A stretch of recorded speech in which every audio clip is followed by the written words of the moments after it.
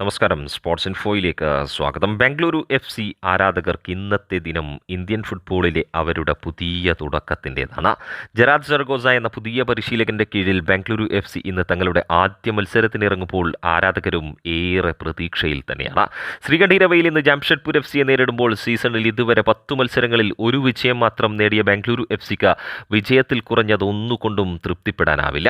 ബംഗളൂരു FCയെ നന്നായി തന്നെ അറിയുന്ന നേരത്തെ കാൾ സ്ക്വാഡ്രാത്തിന്റെ കീഴിൽ ബംഗളൂരു FC കിരീടമുയർത്തിയ സമയം സഹപരിശീലകന്റെ റോളിലുണ്ടായിരുന്ന സരഗോസയുടെ വരവ് അടുത്ത സീസൺ കൂടി ഉദ്ദേശിച്ചാണെങ്കിലും സരഗോസ ചിന്തിക്കുന്നത് മറിച്ചാണ്.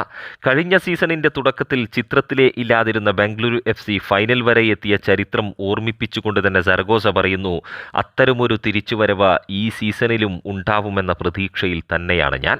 അടുത്ത സീസണിനെ കുറിച്ചല്ല ഇപ്പോൾ ചിന്തിക്കുന്നത്, മുന്നിൽ വരുന്ന ഓരോ മത്സരത്തെക്കുറിച്ച് മാത്രമാണ് ഇപ്പോഴത്തെ ചിന്ത. 3-ൽ 3 നേടി മുന്നോട്ടു പോവുക എന്നത് മാത്രമാണ് ലക്ഷ്യം.